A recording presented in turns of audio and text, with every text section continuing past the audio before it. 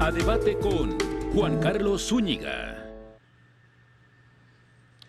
También hay una advertencia de que pudiera ocurrir por las bajas temperaturas que se están registrando en los Estados Unidos un problema energético en México. Esto lo ha advertido el propio gobierno federal, y justamente para platicar sobre esta situación climática y sus efectos en la proveeduría de energía para nuestro país, están con nosotros Gonzalo Monroy, director general de la consultoría energética GEMEC, y Enoch Castellanos, expresidente de Canacintra, especialista en sector energético. Gracias, Gonzalo, gracias, Enoch, por estar con nosotros esta tarde en Mega Noticias.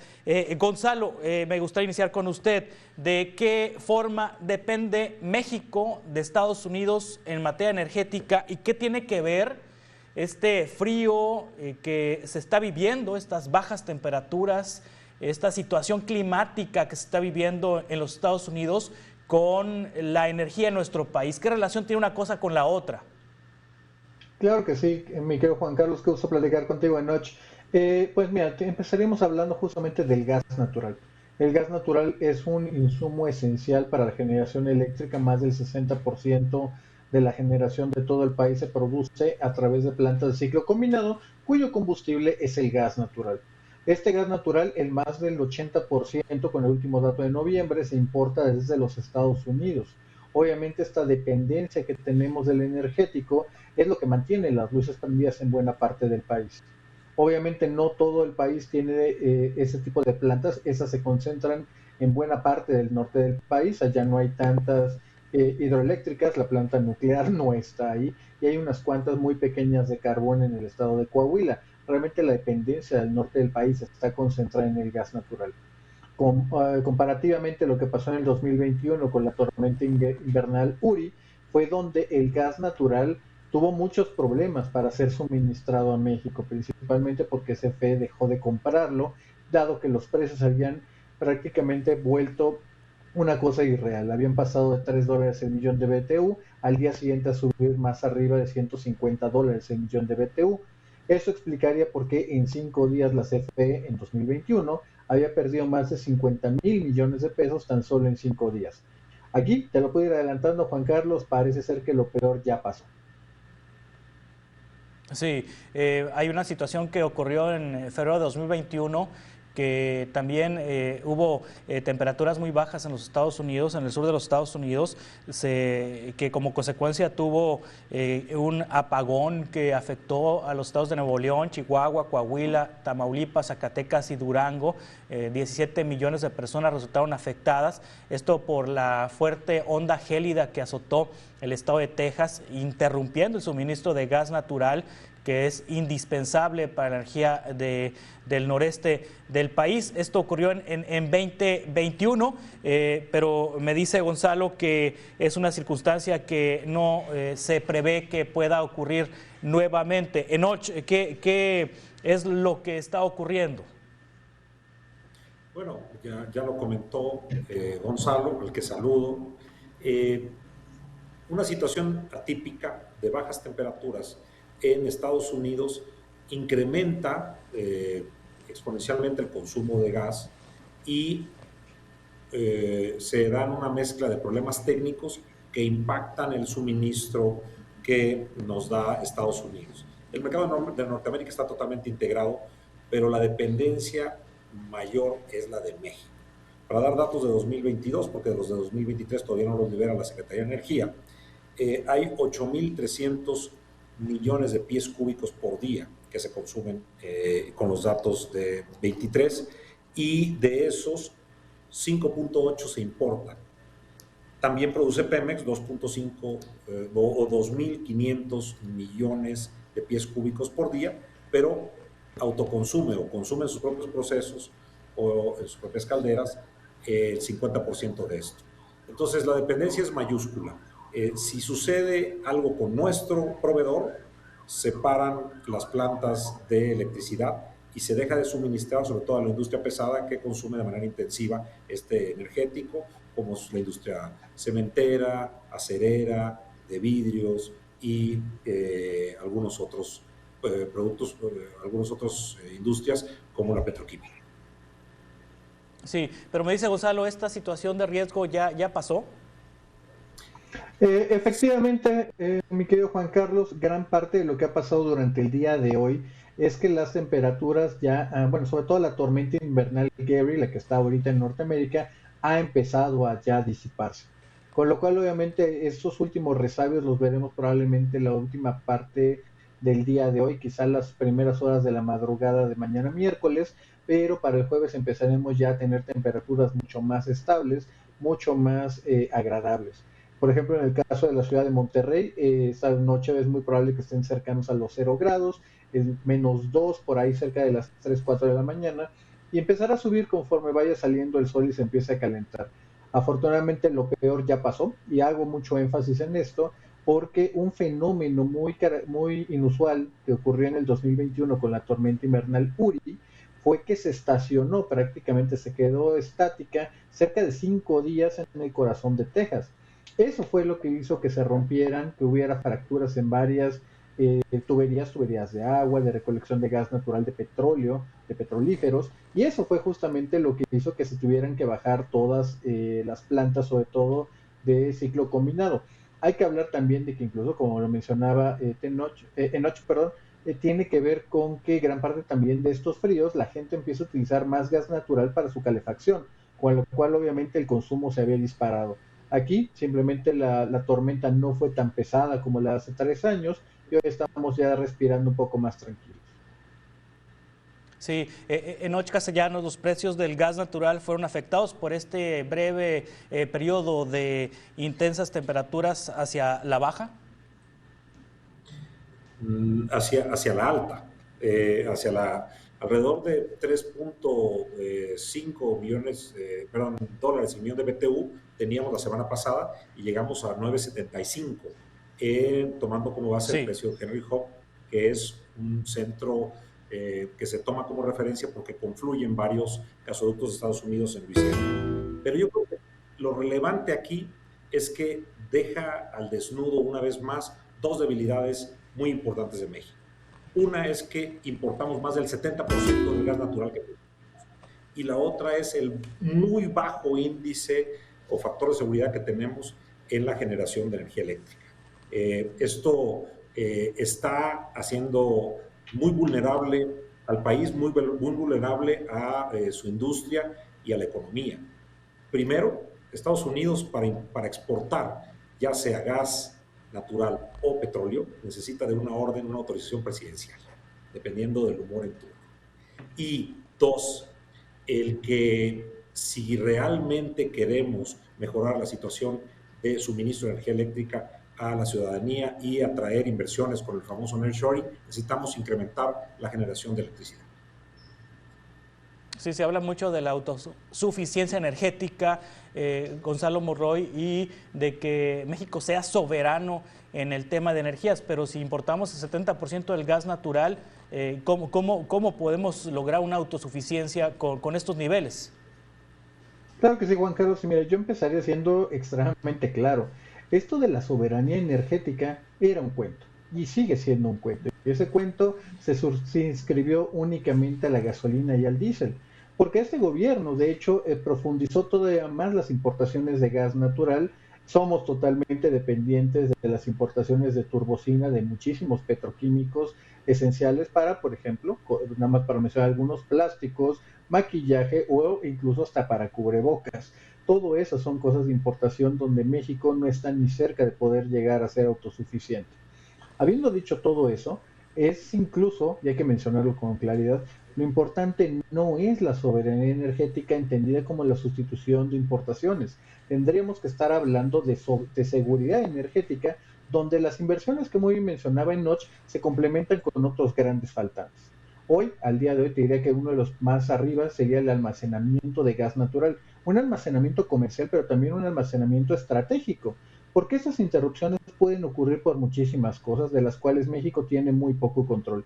Como mencionaba Enoch, una orden presidencial y los humores del poder en turno, o bien incluso es un acto de terrorismo, de sabotaje, Huachicol ha continuado en niveles prácticamente récords, e incluso más arriba de las administraciones anteriores, y obviamente México se queda completamente vulnerable. México tendría que tener este colchón llamado almacenamiento para poder sobrevivir y mantener sus capacidades productivas, o de una forma incluso más sencilla para mantener las luces prendidas. Sí, Enoch Castellanos, para entender y que la audiencia tenga un mayor contexto, ¿de qué estados de Estados Unidos viene el gas natural y cómo llega a nuestro país? ¿A través de qué territorios llega a nuestro país? Bueno, básicamente cuando se empieza a desarrollar toda la cuenca de Eagle Ford, que es en el sur de Texas, se empieza a producir mucho gas natural y ese se ha internado por varios ductos. Hay un ducto que entra por Nuevo León y baja a San Luis Potosí. Hay otro que fue un hito tecnológico porque fue un ducto submarino que llega a Tuxpan.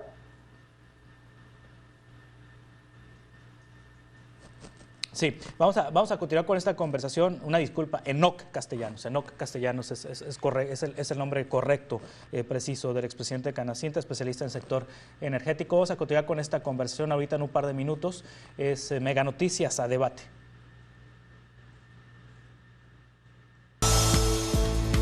A Debate con Juan Carlos Zúñiga.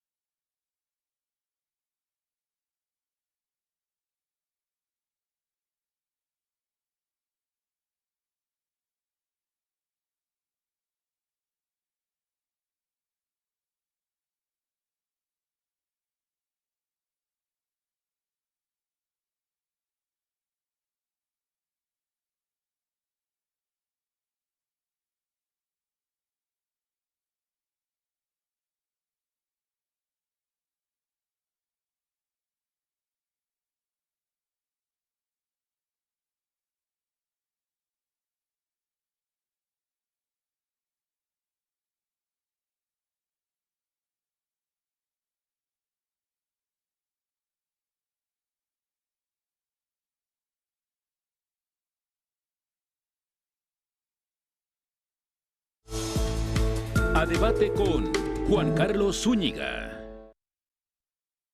Continuamos en Mega Noticias a Debate. Le cuento que el intenso frío no solo afecta a los Estados Unidos y parte del norte de México, también Europa se encuentra en medio de una ola de frío ártico. Intensas nevadas cayeron sobre la ciudad de Liverpool en Reino Unido.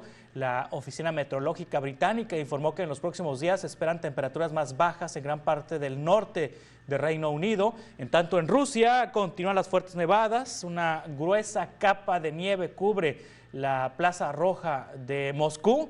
Las autoridades alertaron de la caída de nieve y muy bajas temperaturas en los próximos días. Y continuamos con la conversación. Vamos a recuperar la comunicación con Enoch Castellanos. Nos estaba explicando Enoch, pero tuvimos una falla ahí en la conexión, de cómo viene el gas natural de Estados Unidos a territorio mexicano. Se nos cortó su participación, Enoch. A ver si podemos redondear en este contexto que nos estaba dando sobre cómo geográficamente llega el gas natural a nuestro país. Bueno, la mayor cantidad se produce en el estado de Texas y tenemos varios ductos de internación.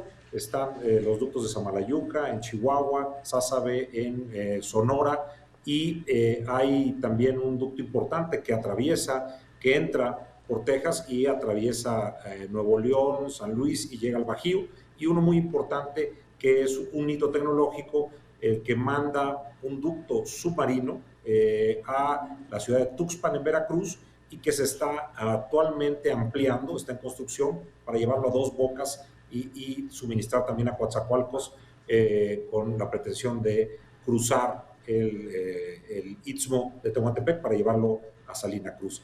Esta es la red Sí. con la que se está ingresando el gas natural de Estados Unidos. Y entiendo, Enoc, que de Estados Unidos cruzará hacia México el gas natural y en Sonora se lo van a llevar a Asia, de Sonora a Asia. Es decir, va a salir del territorio mexicano utilizando los puertos mexicanos, los puertos sonorenses.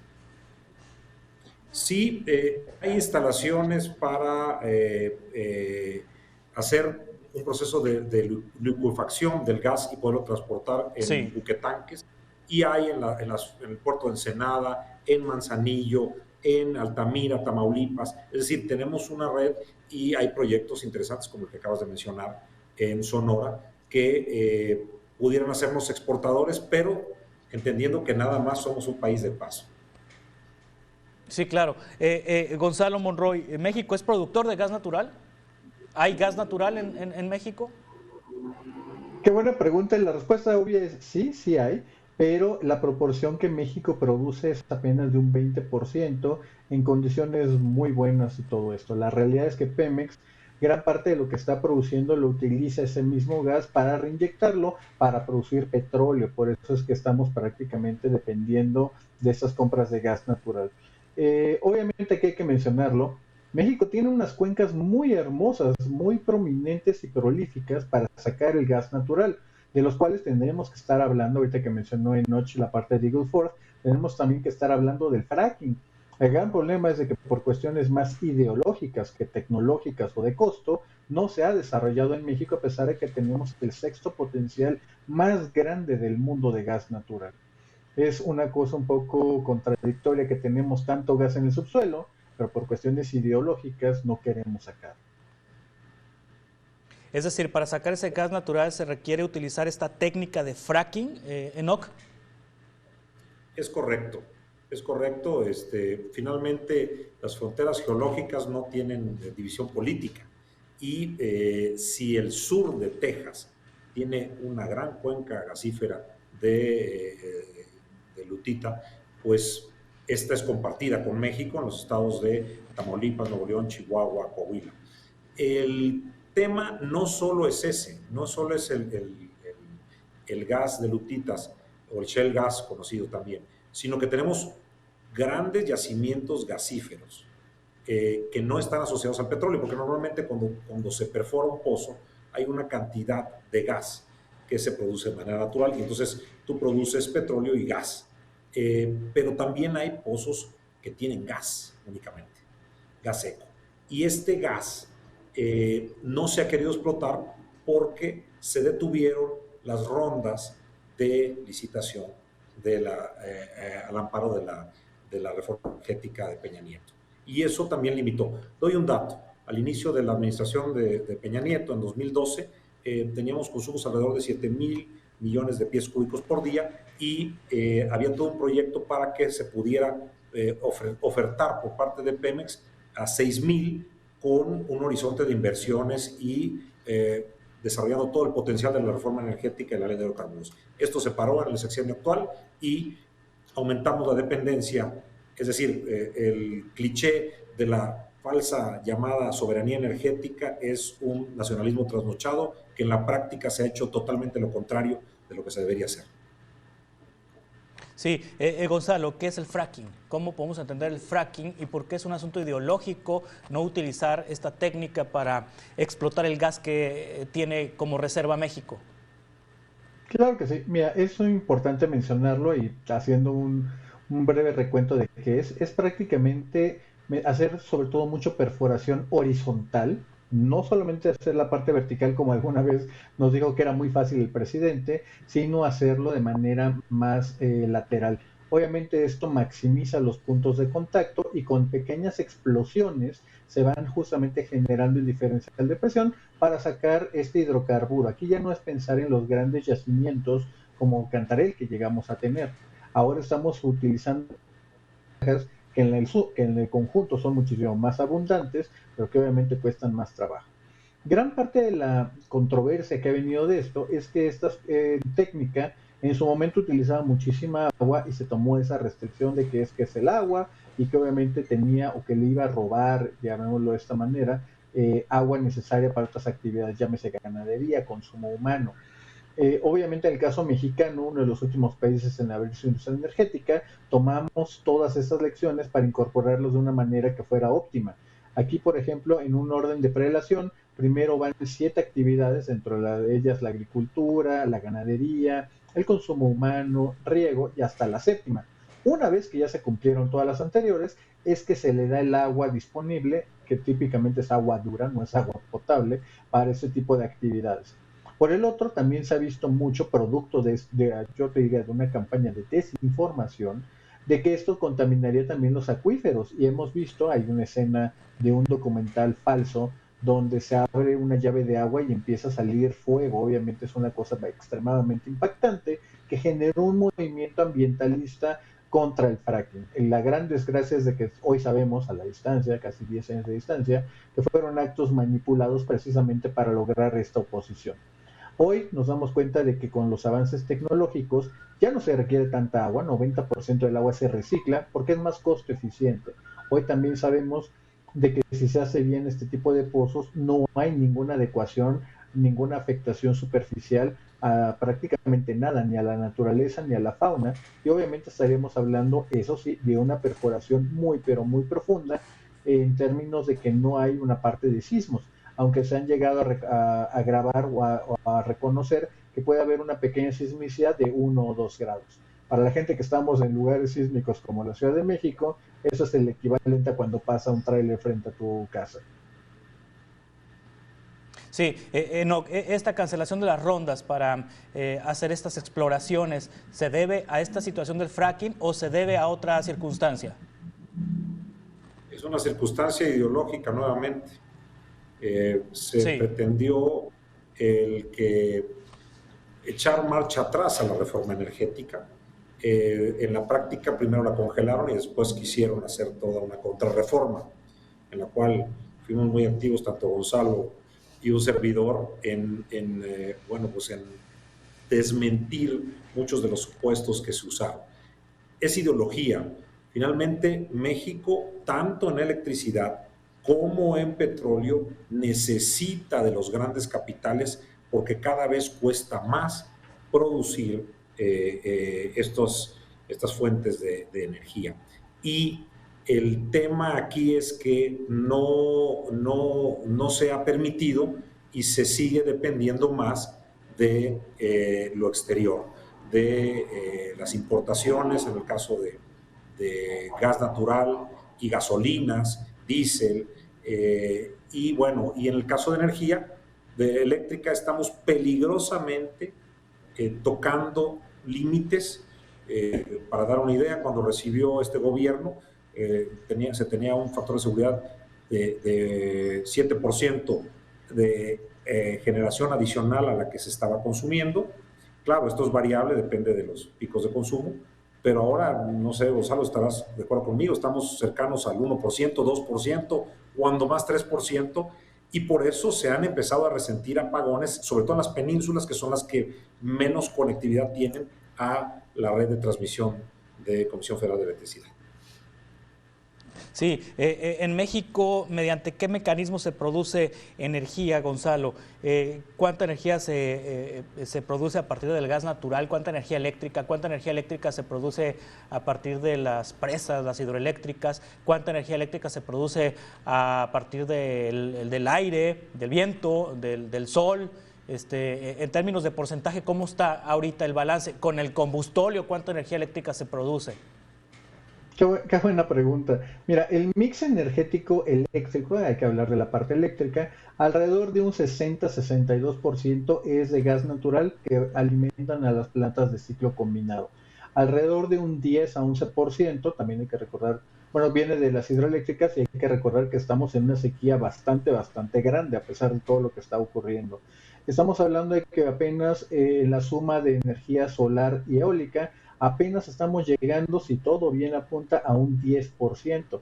Tenemos una cosa mínima justamente de geotermia de un 3%, carbón está prácticamente en la misma proporción, tenemos la planta nuclear de Laguna Verde que en condiciones normales nos da entre un 7 y un 8%, y el resto precisamente son las plantas de, bueno, las termoeléctricas que son de combustóleo.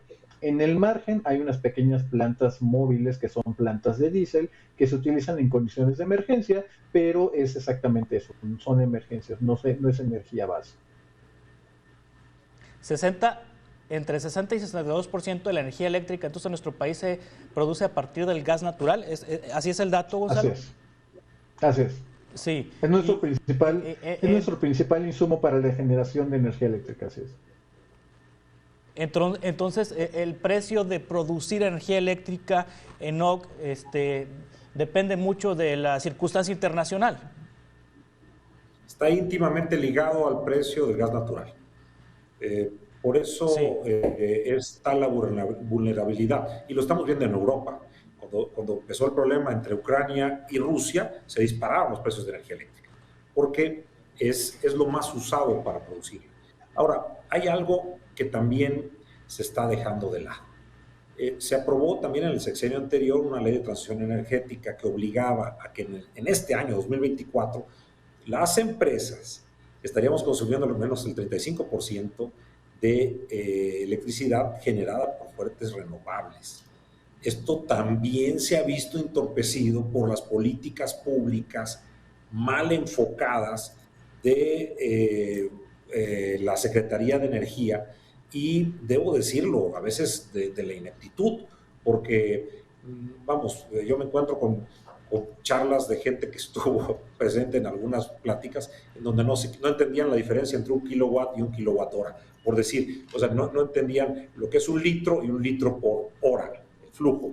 Y con esto han entorpecido también la llegada de energías renovables al país, ya no dan permisos, han bloqueado el incremento de estas energías producidas por fuentes renovables, lo cual también impide que podamos avanzar en esta transición energética. Y la fracción de generación fósil, que es un concepto que se ha utilizado, pues como ya lo mencionó, ronda alrededor del 76%.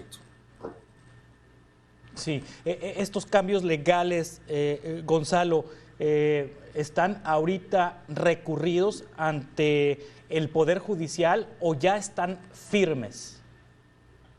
Es una excelente pregunta. Yo diría que todavía están, y dependiendo de caso por caso. Una parte lo vimos obviamente con la fallida reforma constitucional del 2020, bueno, presentada en el 21 y que se fue echada para atrás en el año 2022.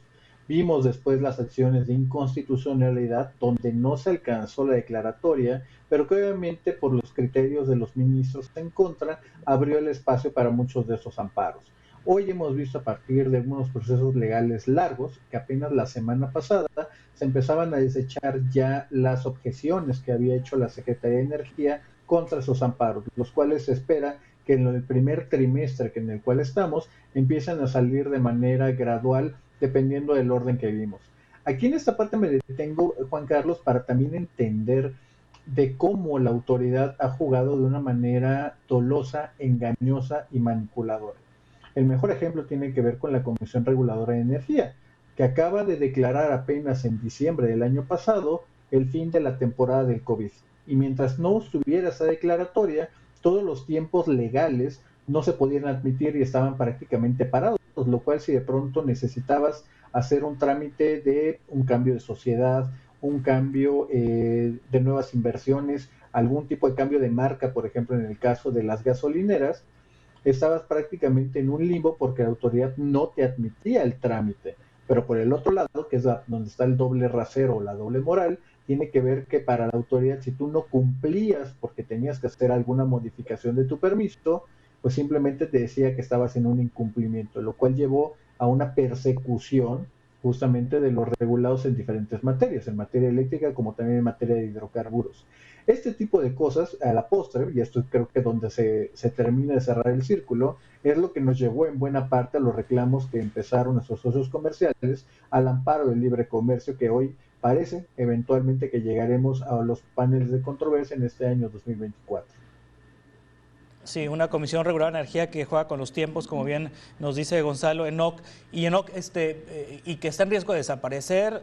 Bueno, no sabemos todavía el contenido de las reformas constitucionales que va a presentar el presidente López Obrador el día 5 de febrero, pero en algunos momentos ha manifestado él la intención de desaparecer algunos organismos y fusionarlos con secretarías de Estado. En este caso, la Comisión Reguladora de Energía pues pasaría desde esta perspectiva del presidente a la Secretaría de Energía y algunas otras, la Comisión Federal de Competencia Económica, pasaría a la Secretaría de Economía, en fin, el Instituto de Transparencia, a la Función Pública, etcétera, etcétera. Todavía está aún con el asunto de que están jugando con los tiempos, pudiera desaparecer la Comisión Reguladora de Energía. ¿Es un riesgo adicional esto que pudiera venirse en septiembre de tener Morena la mayoría calificada? Sin duda lo es, porque es una propuesta retrógrada. En el mundo avanzan los órganos reguladores hacia la especialización, porque son cuestiones técnicas. Entendamos, por ejemplo, qué es regular un mercado o competencia. Hay que hacer estudios, hay que hacer investigaciones, análisis actuariales para poder determinar la predominancia de un jugador. El tema de la Comisión Reguladora de Energía también implican el que hayan muchos tecnicismos y todo un andamiaje legal que debe de ser cubierto por responsables que deban de ser expertos en la materia. Esto, sin duda, lo que conlleva es el control nuevamente de toda la regulación por parte de los que ahora son entes regulados. Y entendamos esto: antes la propia Comisión Federal de Electricidad y Pemex regulaban, tenían sus normas, ellos hacían despachos, hacían muchas normativas técnicas para regular un mercado en donde ellos eran monopólicos. Ahora, con la apertura, pues esto no puede quedarse, porque ellos son un jugador más, un jugador importante, un jugador que deseamos que se actualice, que se modernice, como es el caso de la Comisión Federal de Electricidad, y que pueda seguir compitiendo, porque ha hecho una gran labor social, ha electrificado prácticamente al 100% del país, a las condiciones, a las poblaciones más alejadas, pero que hoy por hoy, también hay que decirlo, está produciendo la mayor cantidad de su energía por medios contaminantes y caros, y que nuevamente, con un nacionalismo trasnochado, le venden la idea a los mexicanos que tienes que pagarlo más caro y que tienes que contaminar el medio ambiente porque es nacional. Eso es en lo que no estamos de acuerdo. Lo que debemos de hacer es modernizar la planta de generación de Comisión Federal y ponerla a competir con el resto de jugadores privados. Sí, Gonzalo Monroy, todavía es temprano para conocer propuestas de las candidatas y el candidato presidencial, porque no están en una etapa que la ley les permite hacer pues propuestas de gobierno o diseñar un plan de gobierno, pero ¿qué se pudiera esperar, Gonzalo, de los tres candidatos presidenciales, en este caso de Claudia Sheinbaum, de Xóchitl Gálvez y de Álvarez Maínez? Y bueno, concentrémonos en las dos candidatas, que es que la presidencia, pues vamos a decirlo de manera práctica, está entre ellas dos. Claro que sí. Mira, qué bueno tocar esta parte, y yo te podría ir diciendo, aunque no lo digan ellas, ya muchos de sus posiciones ya están allá afuera. Y ambas justamente parecería que son la misma cara o diferente cara de la misma moneda. Como muy bien apuntas, gran parte, las dos lo han dicho, que van a apostar por las energías renovables, cada una en su estilo, cada una en su faceta. Por el lado del oficialismo, parecería que la doctora Claudia Sheinbaum va a poder seguir apostando por impulsar las energías renovables a partir o desde la mano de la CFE. Quizá el mejor ejemplo tiene que ver con el parque de Puerto Peñasco, un proyecto que todavía está en su primera etapa, bastante chica e incipiente, pero que puede ser el modelo sobre el cual sigan creciendo. Por el lado de Xochitl Gálvez, muy probablemente lo que veamos es simplemente esta liberalización de los permisos, de todo este, yo te diría, ambiente hostil hacia la generación privada de energía eléctrica y empezar a regularizar algún tipo de metas que México, por desgracia, está muy atrasado. Y en el caso más que específicamente de Álvarez Maínez, hay que hablar de que buena parte de esto ya estaba en lo de ese documento que sacó México Colectivo, que era un plan de gobierno que presentaba justamente Movimiento Ciudadano. Si te puedo incluso ir adelantando, esto va a ser lo que va a dominar gran parte de la agenda. Es una cosa donde hay mucho consenso en ambos lados, en ambos campos, acerca de qué es lo que va a venir. Te voy a ir adelantando incluso, Juan Carlos, qué cosa va a ser el gran ausente de la conversación. Y el gran ausente se llama Petróleos Mexicanos. Petróleos Mexicanos, a diferencia de la CFE, no tiene una solución sencilla. Sus problemas son muchísimo más graves, más estructurales, donde el dinero o las inversiones no son suficientes para resolver el problema Pemex. Hemos visto, por ejemplo, en las últimas horas, que salió un plan para prácticamente nacionalizar la deuda de Pemex, volver la deuda federal y limpiarle la plana. El gran problema es de que esto no asegura que Pemex siga perdiendo dinero.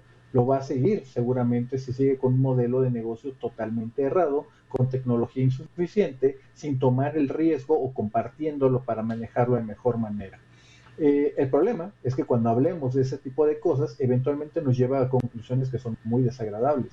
Quizá la principal es que Pemex depende prácticamente por completo de las transferencias que le haga el gobierno federal. Y aquí entonces, como el dinero es un bien escaso y no crecen los árboles, eventualmente llegamos a una discusión extremadamente dura para cualquier candidato, que es hablar de una reforma fiscal. Sería un suicidio para cualquier candidato a cualquier puesto de elección popular hablar de justamente de subir impuestos. Así que muy probablemente veamos la cara bonita de las renovables en el discurso, mientras seguimos ocultando ese gran pendiente que se llama Petróleos Mexicanos. Sí, en Castellanos, si hoy fueran las elecciones, Claudia Sheinbaum sería presidenta, según las encuestas y según el consenso de las encuestas más serias en el país. En ese sentido, de ser Claudia Sheinbaum la próxima presidenta de la República, este ambiente adverso u hostil que hay sobre la producción de energía desde lo privado, ¿pudiera cambiar con Claudia Sheinbaum o significa continuidad? Bueno, lo acaba de comentar muy bien Gonzalo.